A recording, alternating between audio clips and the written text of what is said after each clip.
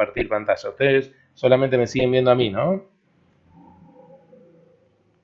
Sí, sí, bro. Bueno, a ver, entonces comparto.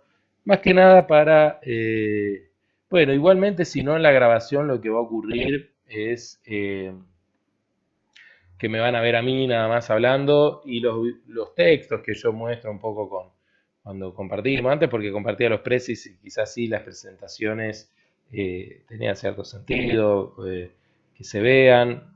Yo no sé acá si con este Panopto voy a poder, por ejemplo, compartir, no, no me da la opción, un archivo que tengo, una pestañita abajo, no, porque no está en Chrome. Lo que es el texto, ¿se acuerdan de, ustedes si lo verían ahora, lo de los capítulos, capítulo de Brailovsky, por ejemplo, vamos a arrancar con él, es el capítulo 2, ¿se acuerdan? El libro de la cátedra, tenemos el que ustedes ya han escuchado mucho a mí hablar sobre él, que es Antonio Brailovsky, era el anterior titular de esta cátedra, ahora cátedra Leguizamón, pero que nos dejó bastante en su bibliografía, un legado de un perfil también de la cátedra, en el cual los temas ambientales siempre fueron prioritarios, tanto en la cursada cuando Antonio era el titular, como los 2 años de interinato que tuvimos, en los cuales él ya se había jubilado y todavía Martín no había sido nombrado el titular.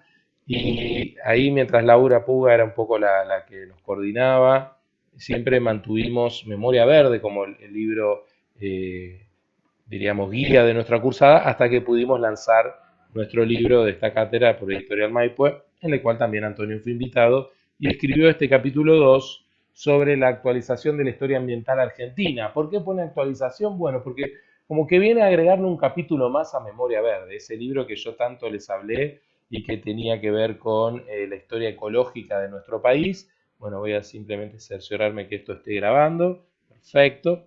Ahí tenemos que, ustedes si están viendo acá, perfecto, y no hay nadie más para ingresar. Eh, Memoria Verde era un libro, el primer libro de historia ecológica en la Argentina y es del año 92, así que imagínense, ya ustedes ni habían nacido, ¿no? Porque ya 30 años, algunos quizás sí, ¿no? Pero 28 años, piensen que ustedes ni siquiera eran proyectos, tal vez ahora vemos retrospectivamente, yo me acuerdo de ese año 92, estaba terminando la primaria, empezando la secundaria y ahí tuvo lugar un evento histórico, ¿no? Y acá no muy lejos de nuestro país, sino en el país vecino de Brasil, en la ciudad de Río de Janeiro, tuvo lugar la ECO 92, que fue una reunión de presidentes y distintas autoridades del mundo, de todo el planeta, organizado por la ONU, obviamente, en el cual la temática central fue el medio ambiente. Y la cuestión de la ecología hasta esa época era tomada en cuenta solo por minorías, por los partidos verdes, que se les llamaban a muchos partidos ecologistas en Europa, y por, bueno, algunos movimientos, y también ecologistas a nivel mundial, como Greenpeace, en Canadá, Estados Unidos. En Latinoamérica muy poco realmente se hablaba. Y yo, por ejemplo, tuve la suerte en la secundaria de tener un profesor en la materia biología que yo el primer año lo hago en el año 93 y él había estado muy atento a todo lo que pasó en la ECO 92. Y había incluido en su programa algo totalmente revolucionario y novedoso para esa época, los temas de ecología, porque la ecología la podemos entender hoy como una ciencia, pero claro que en esa época estaba dando sus primeros pasos y como, bueno, todo lo que termina en logía, ¿no? Es el estudio de, y en este caso de los ecosistemas. Y la palabra ecosistema también es una palabra compuesta, estamos haciendo como así descifrando las palabras, bueno, es un sistema, ¿no? Como por ejemplo tenemos el sistema digestivo, el sistema circulatorio, el respiratorio, es un conjunto de órganos que cumplen una función.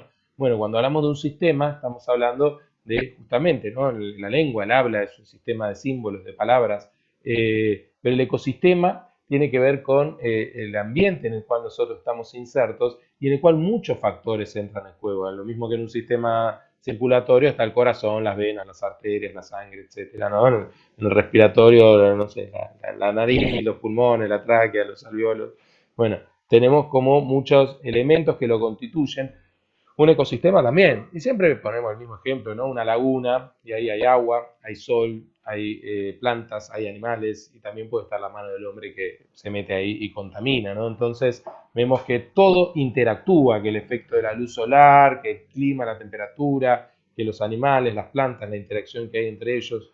Pero claro, la ecología, entonces se estudia la alteración del medio ambiente por o a través de la interacción del hombre, ¿no? Piensen ustedes que el ser humano, la especie humana es una más dentro de las miles y millones que existen sobre el planeta Tierra, pero que claro, al tener nosotros la capacidad de raciocinio, lamentablemente nos hemos creído los dueños del mundo, ¿no? Que todo fue hecho en función del ser humano y lo hemos contaminado, lo hemos dañado más que ningún otro ser vivo, ¿no? De hecho, provocando la extinción de muchas especies, poniendo en peligro de extinción a otras tantas, haciendo maltrato animal de muchísimas, eh, que contaminando los suelos, sobreexplotándolos en las plantas.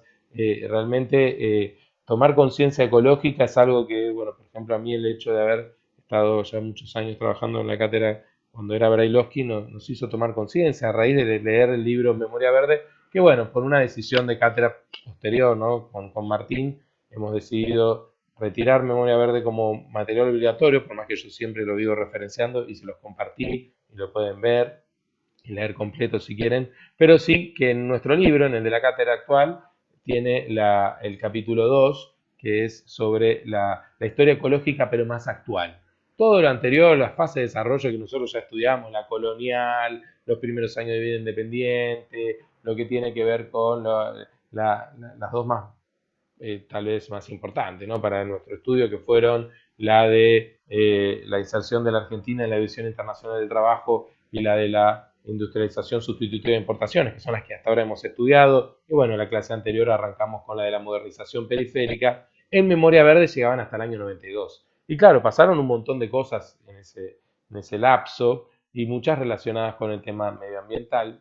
Y Antonio escribió este capítulo en el cual justamente hace mención a la ECO 92, ¿no? Hace mención además de, bueno, de cuántos libros hay publicados sobre ese tema, ¿no? Pasando por el de Brodel, de tomar en cuenta el Mediterráneo como un actor social, como un lugar, un centro de estudio, ¿no? Ver los procesos de larga duración, lo que en Memoria Verde llamaban fase de desarrollo, tiene que ver con, bueno, un poco hacer un estado de la cuestión del tema de la ecología en los estudios sociales, sobre todo, ¿no? Pero en cuanto a lo más histórico, ¿no? Tenemos este gran hito que fue la ECO 92 en Río y cómo abrió las puertas a una serie de estudios, pero también a políticas de Estado. Y el hecho de que en la Constitución argentina se haya reformado para el año 94 y se le haya agregado el artículo 41, en el cual establece el derecho a un medio ambiente sano, tiene que ver con la inclusión de los derechos ambientales en la Constitución Nacional. Así como, por ejemplo, ustedes saben que nuestra Constitución es la de 1853, pero que, como estudiamos hace un par de clases, el peronismo incluyó muchos derechos del trabajador que antes no existían a nivel constitucional en la reforma de la Constitución de 1949, el decálogo peronista, del trabajador justicialista. Pero como la Constitución del 49 fue derogada por el golpe militar del 55, en el año 57 hubo una convencional constituyente para volver a la Constitución de 1853. Pero lógicamente no se podía borrar de un plumazo todos los derechos del obrero, del trabajador, la jornada de 8 horas, las vacaciones pagas, el aguinaldo, la igual paga por igual trabajo, etcétera, etcétera, fue entonces incluida en el artículo 14 bis. ¿Sí? Por eso hay un artículo 14 que habla más que nada de derechos civiles que ya estaban presentes en nuestra Constitución de 1853 y los artículos, el artículo 14 bis que refiere a los derechos del trabajador que fueron incorporados en el año 57, cuando se vuelve a la Constitución de 1853, pero se toman en cuenta los derechos del trabajador que habían sido instituidos por Perón en la Constitución del 49. Pero, ¿qué pasaba con las ambientales? Todavía ni existían, o por lo menos no a nivel mundial, no estaban extendidos. ¿Por qué esto? Porque la ecología no era un tema prioritario. Porque en ese desarrollo industrial que se fue dando después de los 30, y no solo acá en Argentina, sino a escala mundial, que hay un fuerte proceso de industrialización masivo, ¿no?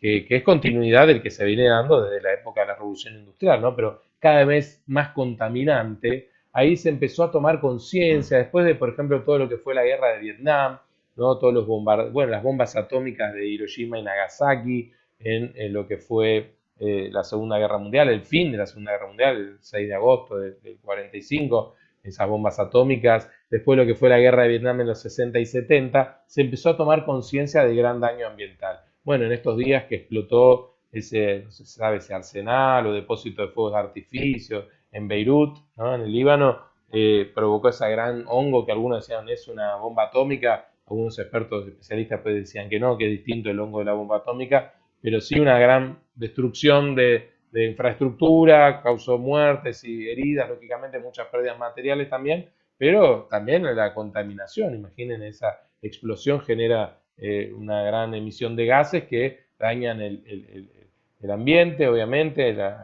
provocan problemas respiratorios en las personas, etcétera, ¿no? Entonces, bueno, toda esta, imagínense que por ejemplo en la guerra de Vietnam se utilizaba el gas napalm, que era una sustancia altamente tóxica que quemaba, ¿no? En el contacto con la piel, es algo así como genera ardor, ¿no?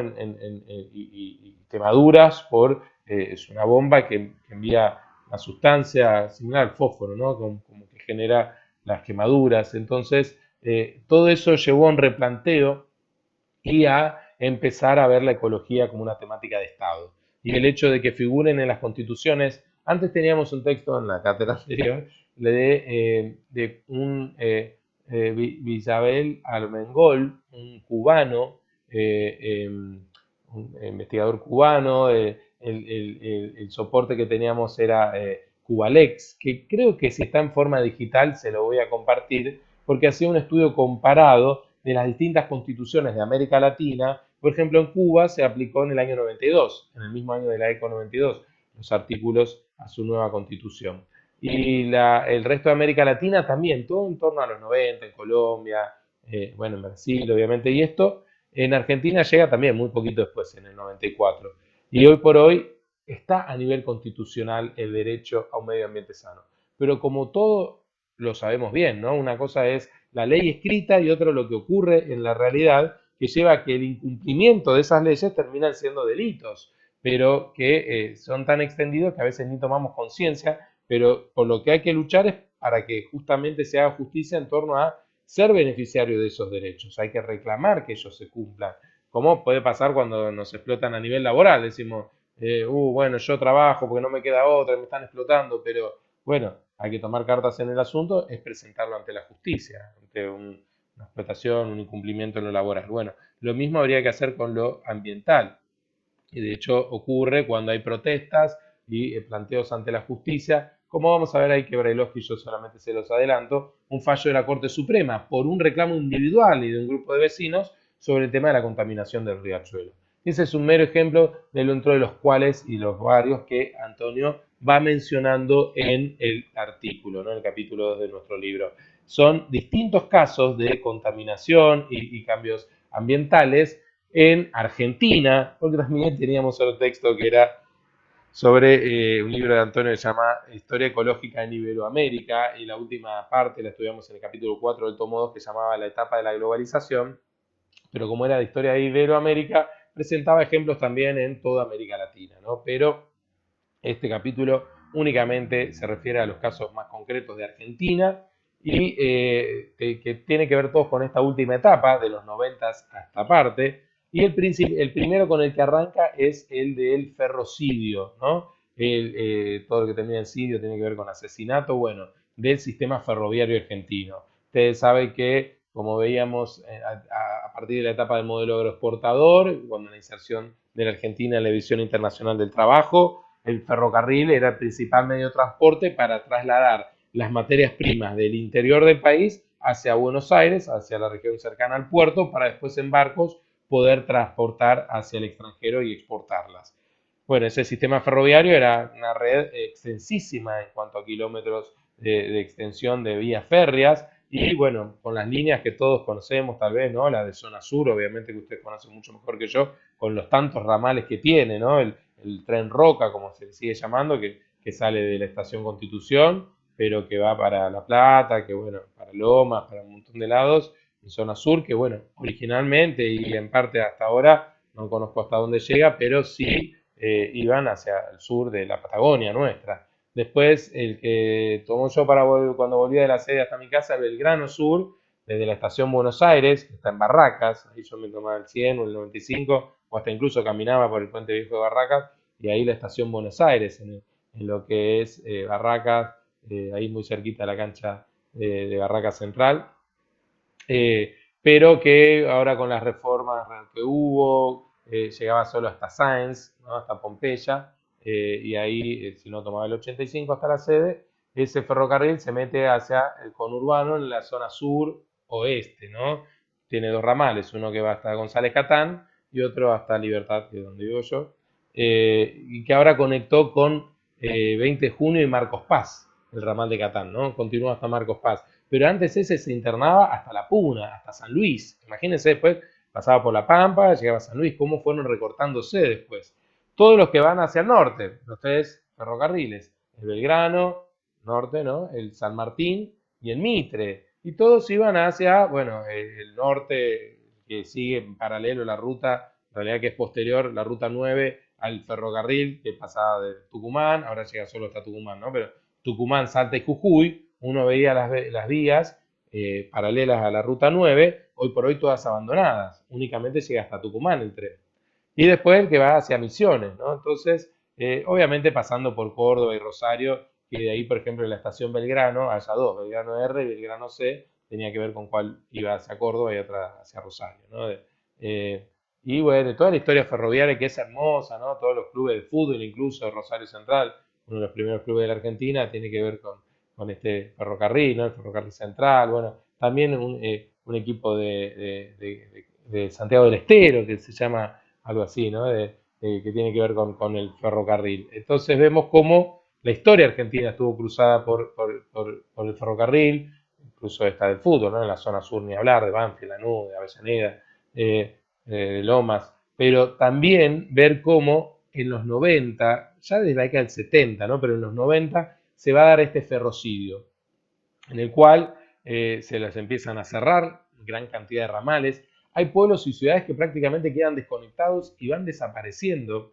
Ya que hablamos del norte, muy cerca de Cafayate, había un pueblo que se llamaba Alemania, con tilde en la I, pero Alemania, ¿no? Pues se ve por alguna pronunciación de los lugareños, pasaba a ser conocido como Alemania, y era un pueblo ferroviario que después quedó como un pueblo fantasma.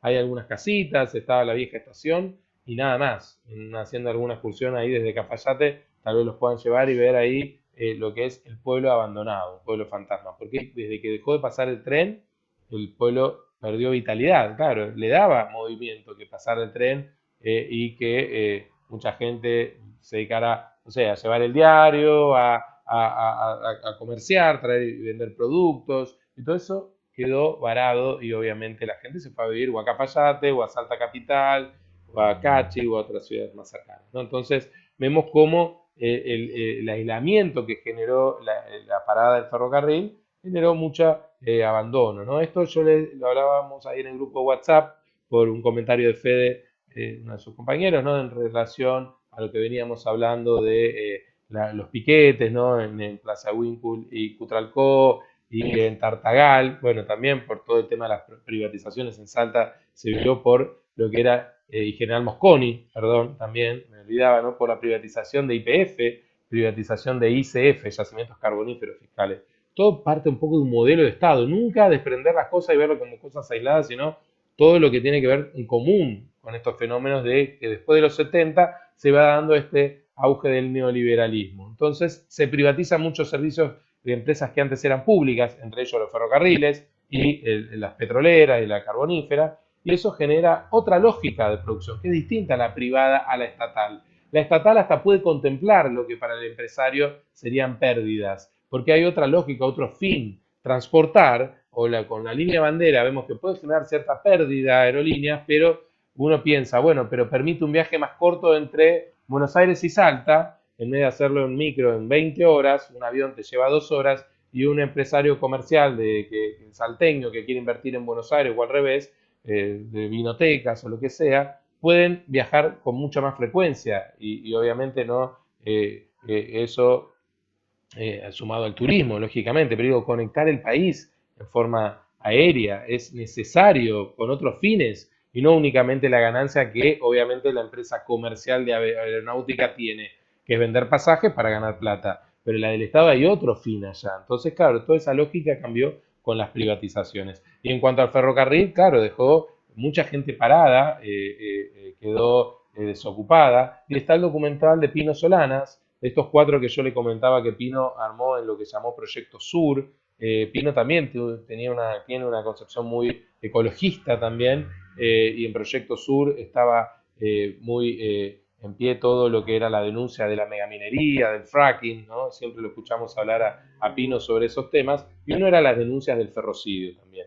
Y está en la película La Última Estación, de las que yo les hablaba, La Dignidad de los Nadies, Memoria del Saqueo, etcétera, etcétera. Bueno, ferrocidio en La Última Estación, porque, claro, lógicamente el ferrocarril es menos contaminante que el automóvil, porque el automóvil o el camión, que se utiliza más que nada para el transporte, quema combustible fósil, ¿no? Petróleo, derivado del petróleo, que es la nafta. Ustedes me pueden decir, bueno, la locomotora también, porque antes era a leña y contaminaba. Después, bueno, está la diésel, que también es un motor de explosión. O, bueno, está el eléctrico, y para generar energía, electricidad en nuestro país, muchos utilizan plantas de generación eléctrica con quema de combustibles fósiles, pero, o peor, ¿no? De nuclear, ¿no? Como vamos a ver al final de este capítulo. Pero bueno, es verdad que también está la variante de las energías no contaminantes como la eólica o la maremotriz, por ejemplo, o la hidroeléctrica, que igual tiene sus consecuencias ambientales.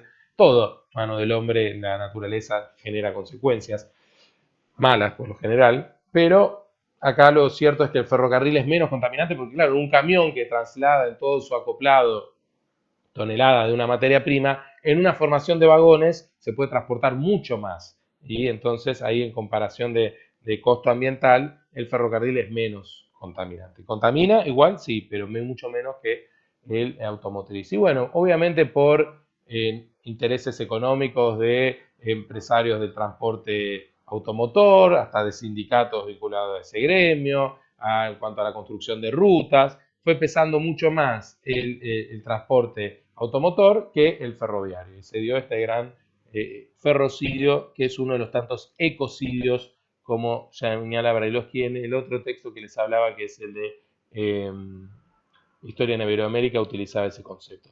¿A qué le llama ecocidio? Bueno, a cualquier gran daño ambiental que después genera también consecuencias en el ser humano, pero que ya con solo ocasionárselas a la naturaleza son consideradas un ecocidio. Por ejemplo, la contaminación del riachuelo.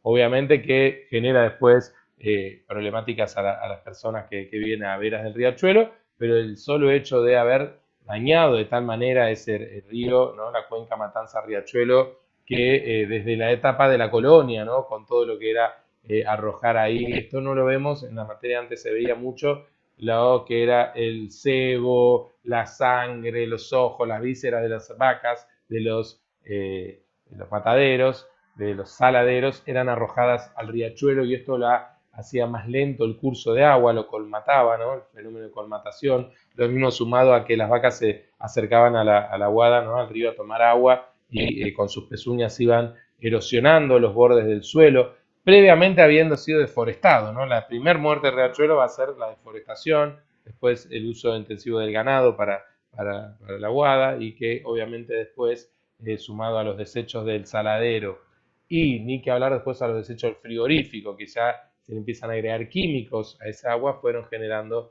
la muerte del riachuelo.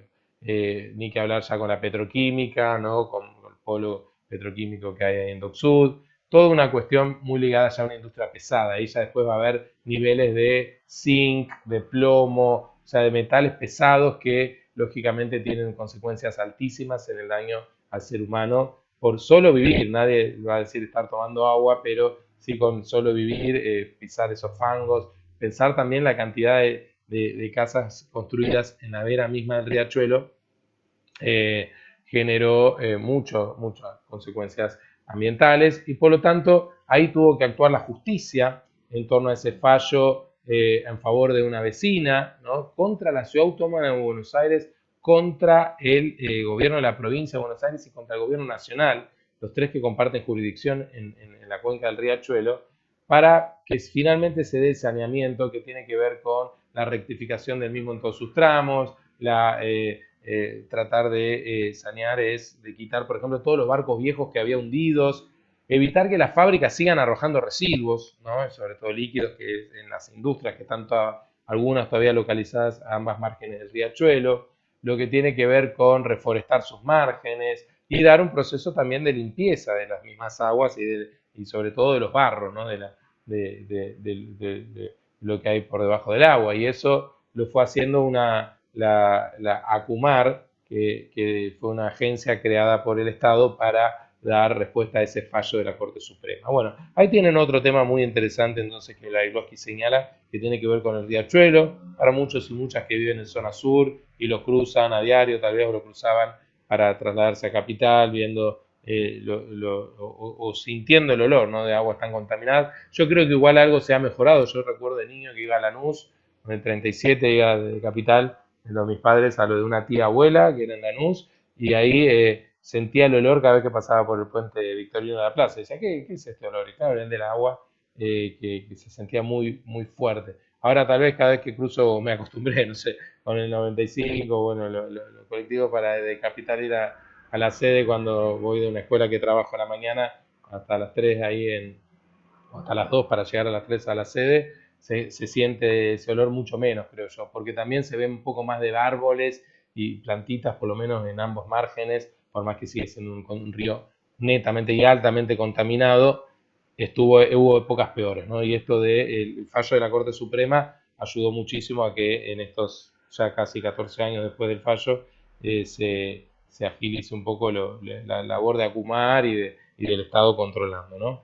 Después otro factor muy importante que tiene que ver es el del acceso al agua, ¿no? Como señala el Papa Francisco en Laudato Si, un documento escrito bueno, quien era Jorge Bergoglio, argentino, todos lo conocemos, pero es el Papa, la cabeza de la Iglesia Católica, en un documento de tinte religioso, pero que toma temáticas sociales y políticas, de alguna manera de decirlo, habla del derecho al acceso al agua, ¿no? Sobre todo, bueno, Francisco, que visitó países de Latinoamérica sin venir a la Argentina, recorrió mucho, ¿no? Bolivia, Paraguay, bueno, Chile y Brasil, y siempre hablando, ¿no?, sobre los grandes daños ambientales, como se ven en Laudato Si, pero sobre todo el destrato al ser humano, ¿no? Y qué peor destrato que haya personas que no tengan acceso a agua potable, porque bueno, los que por suerte podemos acceder a un salario y tener, yo no tengo agua corriente, ¿no?, pero sí un pozo con perforación, y por lo menos para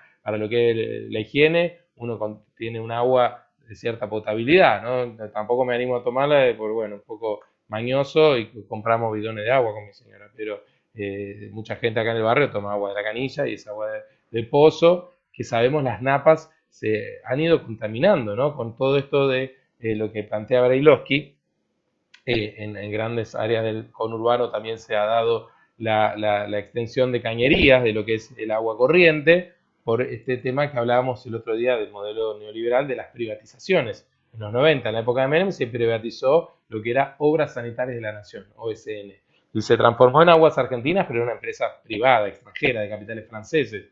Y el gran negocio era instalar canillas, instalar agua corriente, pero no al mismo tiempo instalar cloacas, porque estas son más caras, el entubamiento, ¿no?, la construcción de la cloaca. Entonces la empresa privada no iba en paralelo en lo que era el otorgamiento de agua corriente con el otorgamiento de la construcción de cloacas en los municipios. Y por lo tanto, se dio ese fenómeno de mayor disponibilidad de agua corriente, pero no la posibilidad del vertido en cañerías, en ductos, lo que son las cloacas, sino en los pozos ciegos. Y estos muchas veces se han filtrado o se han sobrepasado. Y claro, el nivel de las napas, con las lluvias y demás, muchas veces crece, y en varias inundaciones vemos aguas hervidas, ¿no?, emergiendo y lógicamente generando mucho daño al ser humano.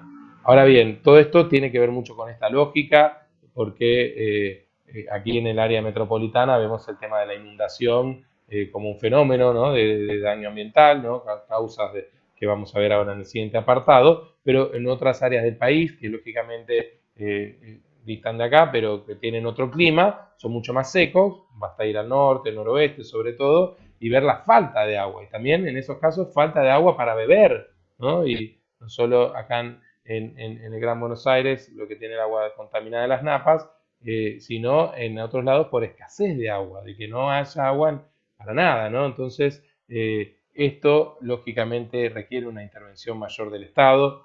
Finalmente, Aguas Argentinas después fue reestatizada y creada la empresa AISA, que es de tipo estatal, pero tampoco ha hecho mucho en materia de llegar a todas las personas del país, ¿no? Con el agua potable.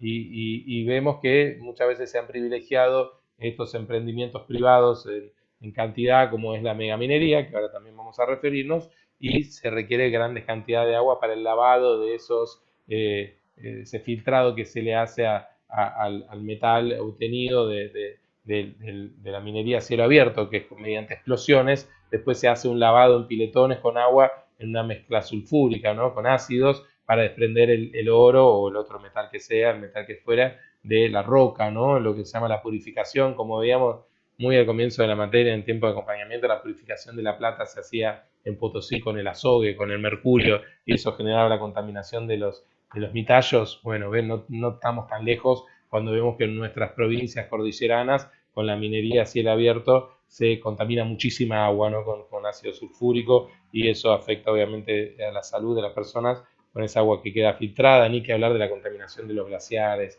etcétera, ¿no? Bueno, y ahí ya unimos dos temas, ¿no? La falta del agua para el consumo, el tema de las inundaciones, ver que en todo lo que es el área del AMBA, las construcciones sobre terrenos bajos ha sido un fenómeno que ahora en Zapata vamos a ver característico, ¿no? Por ser zonas más económicas y hasta muchas veces zonas que la gente por necesidad terminaba ocupando, construyendo sus casas mediante la autoconstrucción, con materiales muy precarios y sin tampoco entonces las condiciones mínimas para evitar que el agua ingrese. Las inundaciones sabemos que es el gran mal de esta región, ¿no? Por suerte no tenemos otros dramas como pueden ser los terremotos en Chile o huracanes que hay sobre todo en otras latitudes, pero los tifones y esas tormentas tropicales, no sé, pienso en Haití. Bueno, acá el gran drama es las inundaciones, pero ¿por qué? Siempre un poco la mano del hombre tiene que ver, más allá de la naturaleza, eh, es omnipresente, ¿no? Está ahí, más allá que hubiera seres humanos o no. Si hay un terremoto, si no hubiera seres humanos, afectaría ahí a los animales y la tierra tiembla y se fractura. Pero digo, cuando el hombre, claro, construye ciudades como Santiago de Chile, que está en medio de una falla, bueno, los españoles cuando conquistaron y construyeron ahí, ni enterado que hubo un terremoto hasta que hubo uno. Y una vez que ya estaban, difícil irse, ¿no? Y es empezar a construir.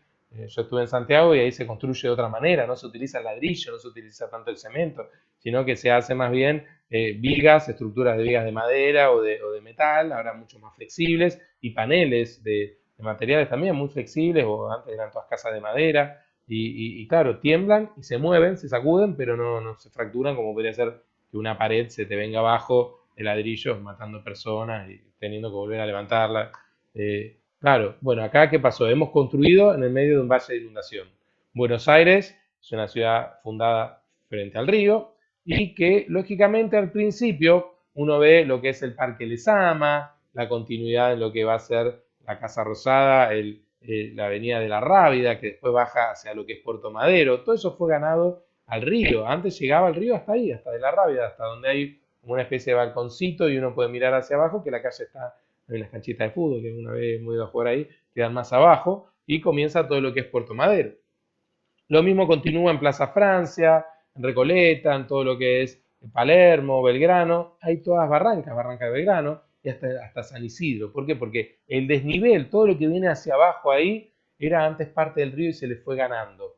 Y claro, el río tiene un comportamiento de crecidas y bajadas naturalmente, pero también muy asociado a las lluvias. Y en temporada de crecidas, por tormentas que se dan, como la sudestada, en el cual puede llover 3, 4, 5, una semana de días enteros, y el agua crece, sube, ¿no? Obviamente el nivel del río, y abarca lo que se llama el valle de inundación, perdón. Y eso ha sido tomado por el ser humano como viviendas, como zona residencial, urbana, cuando o se debería haber construido desde el Valle de Inundación hacia adentro, porque no hay obra de ingeniería, cuenta Brailovsky, que pueda, por más que tenemos en la cabeza que los ingenieros, que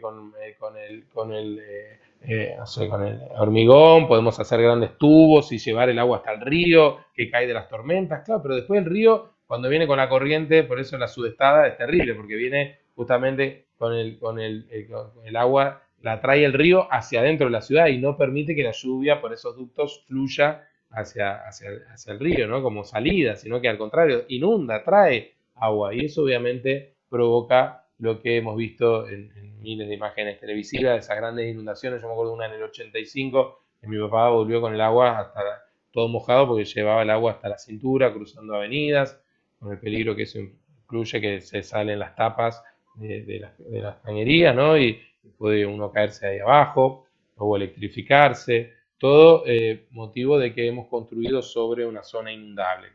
Y también en el Gran Buenos Aires, en el conurbano y mucho a orillas del riachuelo. Y ahí, bueno, ya vamos terminando con los distintos temas que Brailovsky nos propone, pero creo que es un tema interesante, muy lindo, o un texto por lo menos para ir recorriendo diversos temas, ¿no?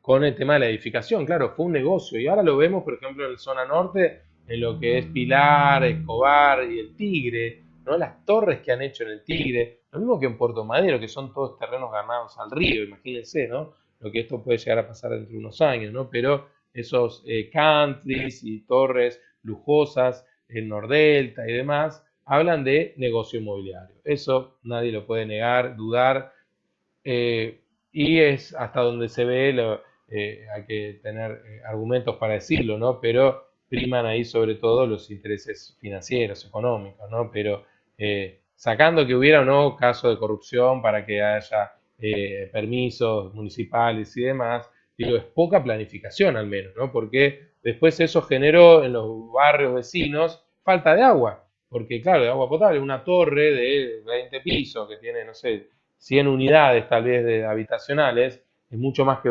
varias manzanas, consume la misma cantidad de agua que lo que antes era el barrio entero. Y esto ha generado problemas de falta de agua potable y también de exceso de lo que es los vertidos, ¿no? Los desechos. Obviamente, claro, la urbanización es algo complejo, un tema complejo. Yo sé que acá habrá algunos futuros ingenieros e ingenieras y el día de mañana van a trabajar para ir venciendo esos grandes obstáculos que tienen, que cada vez somos más millones de personas y hay que de alguna manera poder convivir y responder a las necesidades de todos y todas, pero que donde prime más una lógica social en la cual la totalidad de la población tenga acceso a lo mínimo y necesario y evitar un poco más tal vez tanto lujo y exceso, ¿no? Que vemos en muchos lugares, barrios privados, country, torres, que es hasta obsceno, ¿no? Ver esto, las grandes desigualdades, ¿no? Que no son únicas en nuestro país, sino en toda América Latina y en realidad en todo el mundo, pero ciertamente nosotros las vemos, ¿no? Y bueno, todo lo que tiene que ver con la etapa de la desindustrialización, ¿no? Todos los polos industriales que se han trasladado más al segundo cordón, eso ya nos va llevando después más al texto de Zapata, lo salteamos, pero sí esto que tiene que ver con la soja, ¿no? El monocultivo.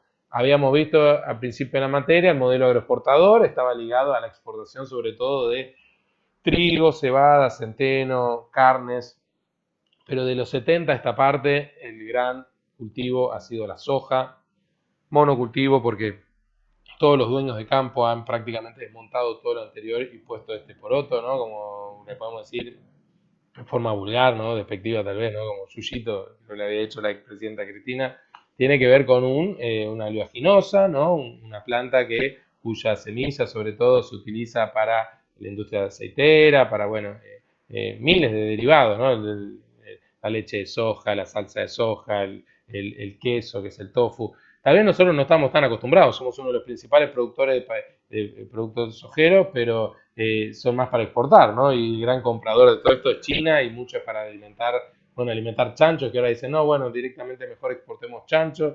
Estamos siempre en la misma, ¿no? Viendo que no podemos salir mucho de la matriz agroexportadora, ¿no? ¿Se acuerdan que le subí el videito recién hace una hora de eso del gauchito dándole de comer a las vacas? Un poco es esto que, bueno, naturalmente estamos condicionados, pero también a nivel político no nos caen muchas ideas de, no sé, producir cosas más desarrolladas, industrializadas y no depender tanto de las materias primas. Pero bueno, es cierto que ya dada la división internacional del trabajo de esa manera, cuesta mucho salir y hasta es económicamente razonable o rentable para muchos que tienen los campos y demás, decir, bueno, yo voy a plantar soja porque se me paga muy bien. Cuando fue el tema de las retenciones en el 2008, ustedes que ya eran niños, ¿no? Pero saben que hubo un conflicto entre el gobierno kirchnerista y el campo, se le decía así en general el campo, pero eran las exportadoras de soja, porque claro, habían subido las retenciones de un 27, creo, no, ahora fue que subieron del 27 al 30 y después al 33.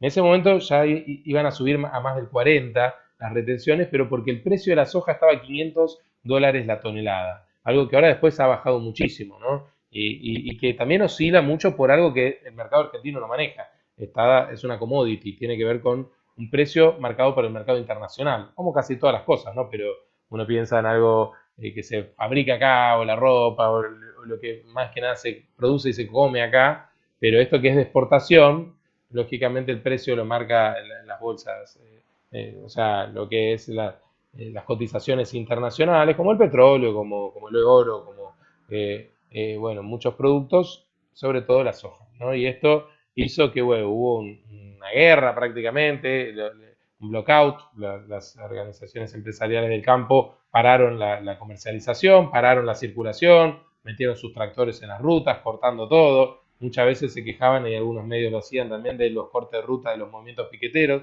que vimos que surgieron en los 90 porque no había otra manera de visibilizar la falta de trabajo, el hambre, ¿no? Porque no podían hacer paro, porque vivían de paro, porque estaban desempleados. Bueno, el corte de ruta, el piquete, las coladas, como hablábamos el otro día. Y hoy sí, esto de hace ya 12 años, los tractores parando la ruta, volcando leche que sobraba, ¿no? En la vera de la ruta, mostrando signos de opulencia, decir, bueno, no podemos comercializar, no importa, la derrochamos, cuando hay tantos chicos que no tienen para tomar leche. Entonces, claro, estuvo mal planteado, seguramente eso hasta después Cristina lo admitió en su libro, sinceramente, esto de fue mal planificada las retenciones, porque además afectaba en forma igual a los grandes exportadores y al pequeño propietario.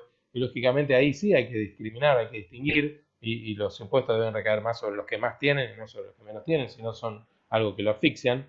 Pero lo cierto es que hubo una votación en el Congreso que el vicepresidente Cobos terminó fallando a favor más de los grupos de exportadores y no salió la resolución 125, que había sido un decreto del Ministerio de Economía, pero después al querer pasarse por ley no salió la ley. Y las retenciones quedaron en los valores anteriores, todo siguió funcionando más o menos igual, pero claro, ahora después vimos también que el gobierno de Macri quitó las retenciones completamente, mantuvo las de la soja, pero las bajó, después las tuvo que ir subiendo el mismo, porque bueno, es la principal fuente de ingreso del Estado Nacional Argentino hoy en día, y con la llegada de Alberto Fernández también hubo una suba a comienzo de año, y después, bueno, con todo esto de la pandemia, ni sabemos en cuánto está todo, pero lo cierto es que tiene un costo ecológico también la soja, más allá de haber también priorizado ese cultivo amén de otros, ya hay mucha menos trigo, mucho menos cebada, centeno, maíz, por más que hay y se pueden complementar, pero la soja no se utiliza tanto en esa rotación del suelo, sino que en los campos que se planta soja se puede plantar todos los años soja, porque no se rotura tanto la tierra, porque se hace simplemente la cosecha y se agregan estos, que acá está el nombre con la llamadita para que vean que es Roundup, es el nombre comercial del glifosato, tal vez ustedes quizás lo han escuchado como glifosato, es el paquete en realidad de semilla y glifosato lo que Monsanto provee, ¿no? Que es la manera en que ellos van a, eh, de alguna manera, garantizar su monopolio, porque te venden la semilla y te venden el herbicida, que es para evitar que surjan malezas y solo crezca la soja, cuya semilla está preparada para no ser afectada por ese herbicida. Entonces te tienen que vender el paquete cerrado. Glifosato y semillas de Monsanto que están genéticamente alteradas para no ser dañadas por este herbicida. Entonces hay una dependencia total por parte del productor de esta empresa internacional que es Monsanto, ¿no? Así que bueno, ahí vamos ya terminando con el texto de Brailovsky y un poco el objetivo va a ser ahora ir a los textos de Zapata, ¿no? Si no hay ninguna pregunta sobre Brailovsky.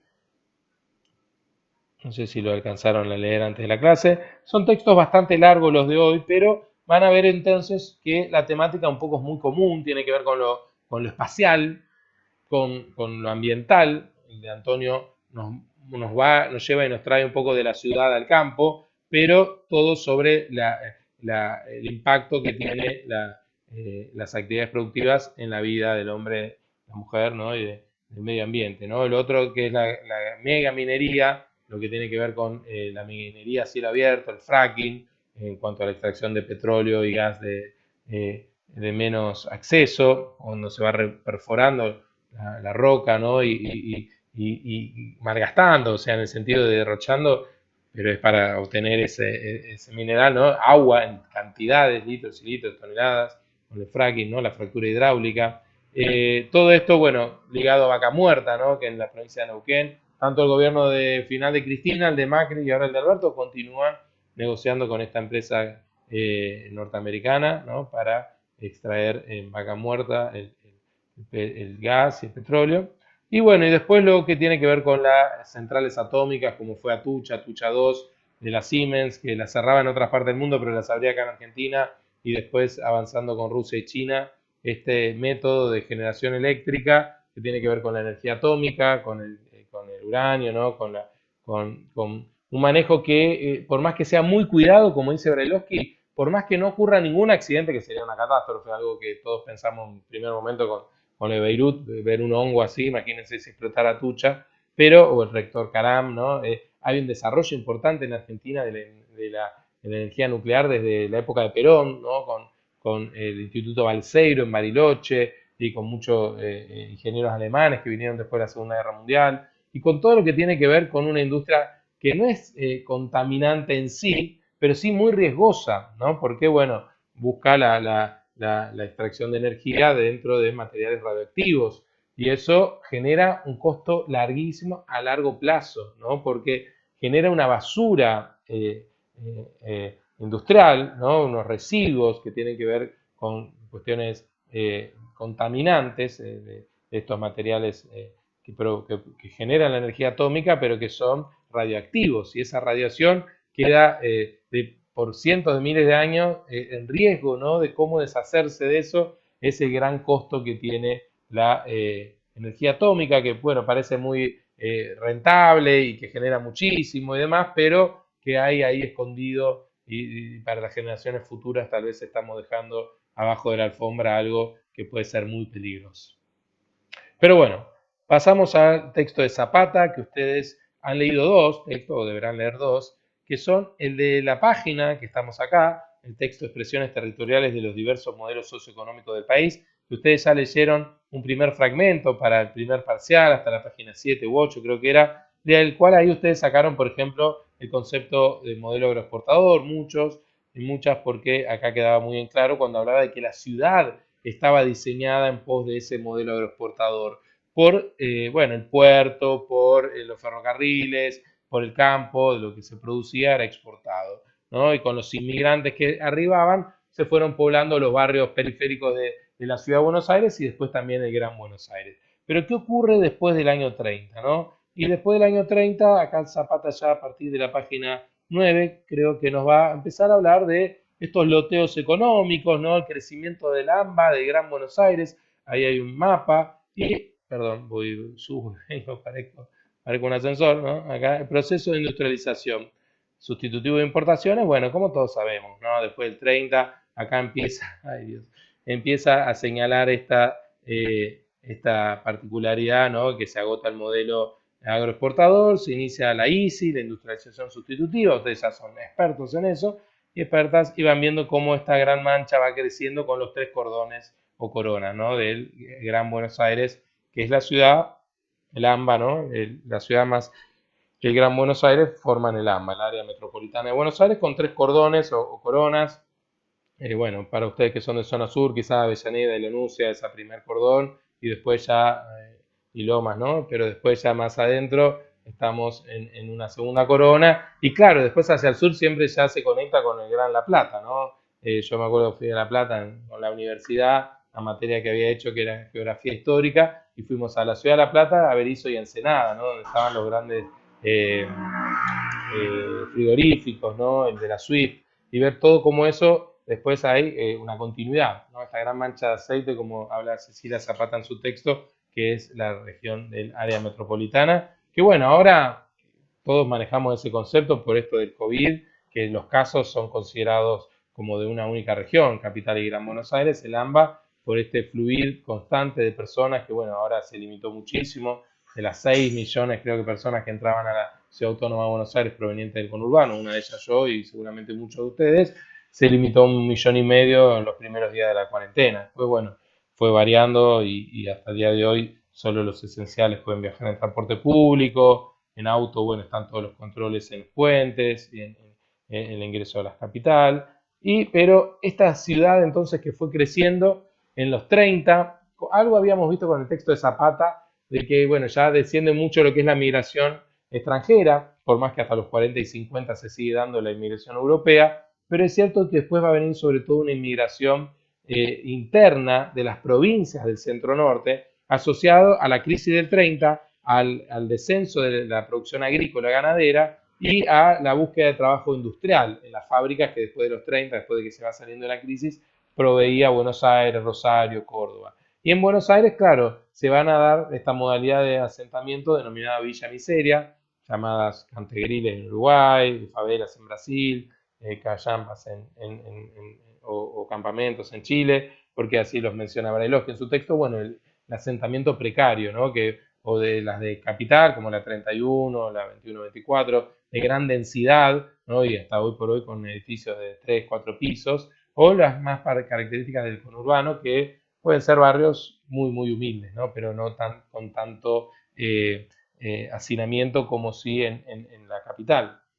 Pero lo cierto es que fue algo característico de esta etapa de la industrialización sustitutiva de importaciones por la búsqueda de trabajo en estas zonas y la no respuesta inmediata por parte del Estado, por más que, por ejemplo, durante el peronismo se dio un gran plan de obras públicas de construcción de vivienda, no alcanzó a satisfacer la demanda de tanta gente y a proveerle una vivienda con mayor dignidad a la gente proveniente del interior que habitaba el Gran Buenos Aires y la capital. Lógicamente, muchos sí accedieron a la vivienda propia, pero otros, está el tema de los inquilinatos, ¿no? Los alquileres, la ley de alquileres para que sea más bajo, y después todo lo que vino a la contracara con la dictadura, ¿no? Mayor precios de alquileres para la gente, beneficiar más al propietario, y lo que el intendente Cacciatore, topadora para muchos, ¿no? Hizo que fue barrer con las villas miserias. Y las cifras no lo dejan mentir, ¿no? Para el año 76 había 213.000 personas viviendo en villas en la ciudad, y pasó a haber para el año 80, todavía ni siquiera terminada la dictadura, apenas 34.000 personas, ¿no? Esto se dio por la radicación forzosa de gente de las villas de Buenos Aires hacia el Gran Buenos Aires o hacia el interior, hacia las provincias, o directamente por la desaparición de las mismas personas, ¿no? Mucha extracción obrera, y como vimos en la clase que hablamos sobre dictadura, ¿no? La mayor cantidad de desaparecidos estaba en el mundo obrero. Así que bueno, ahí uno de los temas que Zapata en este texto va a recorrer, por más que claro, es uno que Cecilia hizo antes de nuestro libro y no llegaba mucho más allá del 2003, ¿no? Entonces las características tenían que ver más con este modelo neoliberal, en el cual por un contraste, si un lado teníamos las villas miserias, del otro teníamos los grandes shoppings, los grandes, digamos, barrios cerrados o countries, lo que tiene que ver con las torres en altura, con todas las comodidades, piletas, servicios comunes, que es algo que después en el texto de Cecilia del libro, que bueno, ahora ya cerré y me va a costar bastante encontrar, pero ustedes van a ver que hay mucha continuidad en cuanto al capítulo de Cecilia de nuestro libro, como del que está en la página web de expresiones territoriales que ya concluimos de leer, que habíamos comenzado para el primer parcial.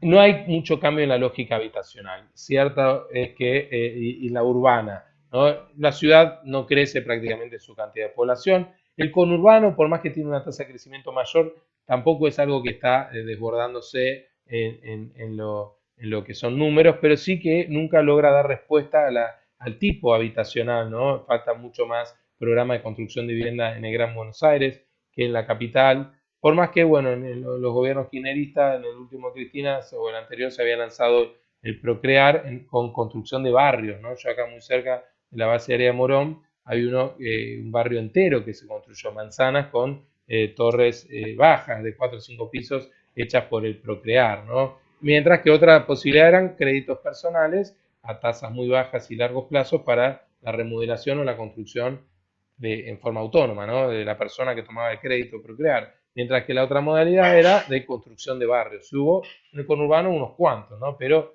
lógicamente siguen siendo todavía insuficientes y prima la lógica del mercado, que es la que construye los grandes countries y las grandes torres, sobre todo que crecieron mucho en los 2000, ya en esta fase de neodesarrollismo, como llaman ahí algunos autores, que Zapata cita en su texto, y tiene que ver en el desarrollismo extractivista, ligado a esto de la megaminería, la soja y demás, pero que en lo urbano representa estos grandes complejos con piscina, con gimnasio, con Zoom, los salones de uso múltiples, todo esto en los barrios de mayor jerarquía, ¿no? Históricos de la capital, y también un avance sobre la zona sur de la capital desde el gobierno del PRO, desde que Mauricio Macri fue el intendente y después ahora Rodríguez Larreta, con el proyecto Corporación Sur y gran parte de un crecimiento de la zona sur de lo que es Barracas, Pompeya, el polo tecnológico, la llegada de la línea H, una ciudad que fue creciendo un poco mirando hacia el sur, con grandes negocios o proyectos inmobiliarios en esa zona, ¿no? Que está bastante abandonada. Eh, Pasando para atrás un poquito, en la época de Alfonsín, se había construido el premetro para conectar con lo que es Lugano, Soldati, Villa Riachuelo, que no había transporte público prácticamente que llegara, cuando los militares, esto está en el texto también de Brailovsky y Zapata, ¿no? Construían más que nada autopistas, privilegiando el transporte privado, ¿no? De automotor, y no tanto el público, que ya vimos todo el tema del ferrocidio, y los subtes no creció en la medida que debe haber crecido la red de subtes en Capital. Toda la zona sur quedó conectada con ese trencito que sale a superficie ahí en Plaza de los Virreyes, donde termina la línea E, que conecta con Soldati y Lugano, ¿no? El premetro. Pero lógicamente, claro, también ahí hubo construcción de viviendas en torno a los Juegos Olímpicos de la Juventud, los hicieron en el marco del gobierno de la ciudad, la Villa Olímpica, después terminaron siendo también edificios para poder comprar con créditos. Pero claro, no alcanza a darle solución habitacional a todos los porteños y porteñas y a toda la gente del conurbano. Estos planes, como el Procrear, que ahora se volvió a lanzar durante el medio de la pandemia, el otro día el presidente lo hizo, porque bueno, en la época de Macri se había abocado más que nada a la compra de vivienda ya construida, ¿no? Con todo lo que eso implica alimentando un poco la especulación inmobiliaria, ¿no? Si hay más crédito, hay más plata supuestamente para comprar departamentos, porque te la prestan, pero después la terminas pagar durante lo que te queda de la vida prácticamente, pero teniendo esa liquidez, suben los precios de las propiedades. Entonces, un poco el plan original del Procrear era la construcción de viviendas nuevas donde hay terrenos, ¿no? Acá en el conurbano uno ve grandes descampados y demás, y hay que ver de quién es esa tierra, ¿no? Y ahí es donde el Estado puede interferir, ¿no? Viendo si es de utilidad pública, haciendo una expropiación, que es pagando lo que ese terreno vale para que tenga un fin, una utilidad pública. Como veían ustedes también el texto de Zapata, pasó con el trazado de la autopista 3, que después nunca se hizo, con la sede de Drago, que tiene el CBC ahí, se iba a construir una autopista que nunca se hizo y se habían expropiado muchas casas para tirarlas abajo y construir la autopista y finalmente después fueron tomadas, ¿no? Vemos siempre esta lógica en lo urbano de la necesidad. Las viviendas tomadas, ¿no? Y también los terrenos tomados. Cita Cecilia lo que fueron las grandes tomas en zona sur, ¿no? En Francisco Solano, en plena dictadura, en fin de la dictadura militar, y en gran parte del conurbano bonaerense, donde yo vivo. Muchos de los terrenos son terrenos fiscales cerca de la vía del tren que fueron tomados, ¿no? Y así se van construyendo los barrios y después, bueno, el Estado corre atrás de eso y termina reconociéndolo, ¿no? Como en el marco legal existe esto, ¿no? El derecho por su fruto, ¿no? Si uno vive tantos años en un terreno, termina siendo propio, ¿no?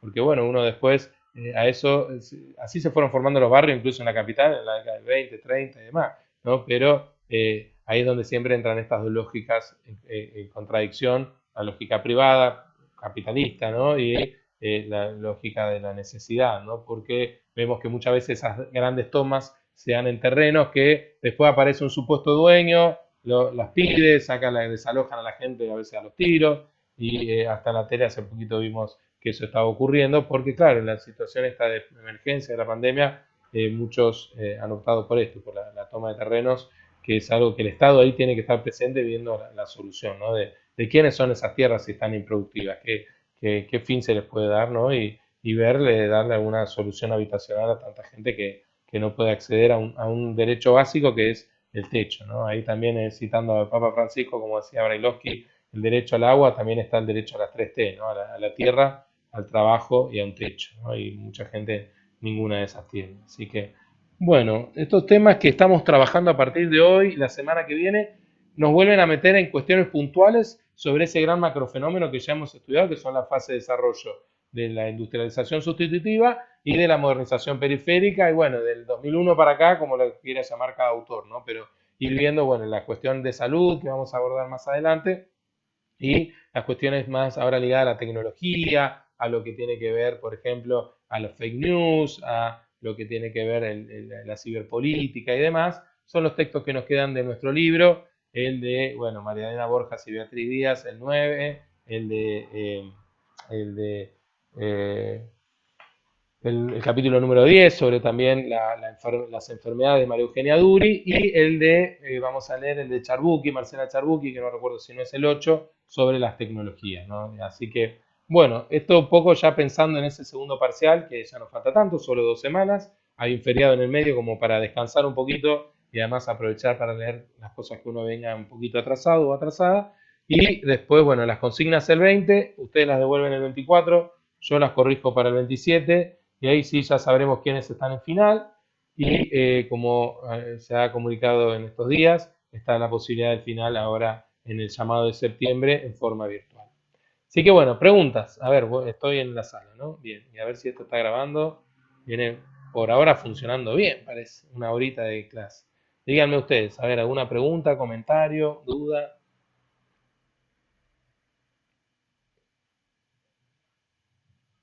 Lo que pasó en Chernobyl. Ah, claro, sí, Fede. Eso fue en el año 85, 86, si no me acuerdo. Y claro, una explosión nuclear, exactamente. Como después también pasó en Japón, Fukuyama, pero mucho más acá en el tiempo, 2000 y algo, yo lo recuerdo. Del 85 era muy chico. Hay una serie en Netflix, o no en Netflix, pero en alguna de esas plataformas sobre Chernobyl que dicen que es muy buena. Va a ser muy parecido al primero, el segundo parcial, como pregunta ahí Lucila, es verdad. Bueno, en Hiroshima fueron las bombas atómicas que lanzó Estados Unidos en la Segunda Guerra Mundial, en Hiroshima y Nagasaki, ¿sí? Y en HBO está la de Chernobyl, muy buena, nos la recomienda Nico, que no tengo HBO, pero vamos a ver si en forma pirata la conseguimos. Y me preguntaban ahí, los dos textos de Zapata son muy parecidos. Lean los dos, marquen un poquito, pero van a ver que el resumen va a ser muy similar. Pueden hacer un mismo resumen de los dos textos si quieren.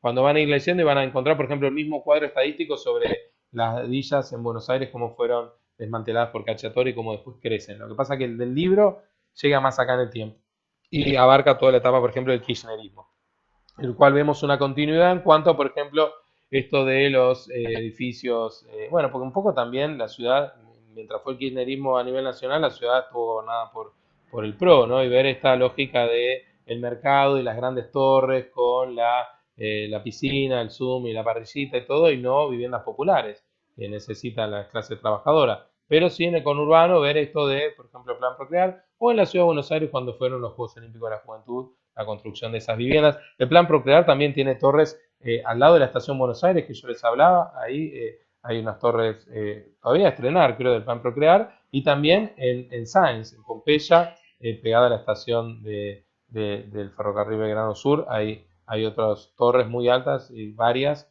una al lado de la otra, del Plan Procrear. Que bueno, es un tema, y ustedes me imagino siendo jóvenes, algo que les preocupa, queriendo independizarse, lo que uno primero piensa es en alquilar algo, que eso implica no poder ahorrar y gastar los sueldos que no son tan altos, o construir algo en el mismo terreno, o arriba o atrás de la casa de sus padres, como bueno, a mí me ha ocurrido en lo de mis suegros, ¿no? Esto tiene que ver con la dificultad hoy por hoy casi imposible acceder a la vivienda propia, sino con estos créditos o, bueno, con una ayuda familiar, que antes tal vez en la época de mis padres, o sea, sus abuelos, o de mi abuelo, ni hablar, podía comprar dos o tres departamentos porque era algo más económico, porque había mucha más disponibilidad y menos demanda, mucha más oferta y menos demanda. La tierra, sobre todo, era mucho más barata acá en el conurbano.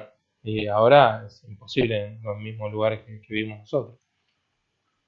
Bueno, si no hay más preguntas, comentarios acá en el chat, se animan a escribir, no me hablan, pero bueno, cortamos acá, cualquier cosa la seguimos por el grupo de WhatsApp o en el Facebook, dudas de parcial. Profe, también, Sí, Fede, también viste ahí un ejemplo de la papelera Bosnia, ¿viste? Contra el sí, medio ambiente. sí, sí, eso en Uruguay, ¿se acuerdan? La papelera estaba radicada en Fray Ventos, en el lado uruguayo, pero afectaba a Gualeguaychú del lado argentino y hubo un conflicto en la época, creo que era de Néstor Kirchner y del otro lado estaba el presidente uruguayo Valle y duró meses. Y claro, una empresa multinacional, Uruguay defendía su derecho a poder concesionarla para que ahí produzcan pasta, papel, con lo que se fabrica el papel y la pastera. Y acá diciendo, bueno, pero el río es compartido y hay acuerdos y hay que se tienen que cumplir, que no se pueden instalar industrias contaminantes a orilla del río. Y bueno, todo terminó en estudios que fueron al Tribunal de la Haya, que es un tribunal internacional en la ciudad de la Haya, en Holanda, estudiando el agua del río, a ver si había contaminación. Y bueno, y mucho ni sé en qué quedó todo eso, pero realmente es la gran lucha permanente entre los pueblos y las multinacionales que hoy por hoy, algo para que ustedes ya esa lógica la vayan comprendiendo y adquiriendo, que es la de la globalización, un mundo globalizado donde las grandes empresas transnacionales son las que le han quitado hasta potestad a los estados nacionales y son las que priman en búsqueda de sus ganancias y que bueno, por otro lado, algunos saldos positivos que generan trabajo y demás, pero sobre todo el gran costo muchas veces es ambiental, la gran contaminación y bueno, las grandes ganancias que obtienen a costa de magros salarios. Antes teníamos un texto sobre Walmart que hablaba de esto, ¿no? La lógica de las multinacionales en cuanto a la no sindicalización de sus trabajadores y la explotación, ¿no? Con tiempos libres, con turnos sábado, domingo, a cualquier hora, y eso lo vemos en los shoppings, en los supermercados, en las tiendas de ropa internacional. Eso es la lógica del capitalismo, de este capitalismo globalizado que es el que estamos viviendo ahora. Como para pensar, para analizar y ya sobre todo ir pensando en lo que van a escribir para este segundo parcial en función de las preguntas que lo dirijamos nosotros, pero mucho sobre estos temas, ¿no? La lógica del Estado, el Estado social, el Estado postsocial, no va a salir mucho de ahí la consigna del examen, así que ustedes ya vayan elaborando en sus cabezas lo que van a escribir, porque obviamente antes de sentarse a escribir hay que un trabajo previo de ponerse a pensar y mucho, y sobre todo también de leer lo que estamos viendo. Bueno, Dale, gracias, profe. gente, un abrazo grande, que tengan un fin de semana y nos vemos el lunes. Chao, profe, abrazo. Chao, que les vaya bien, hasta luego.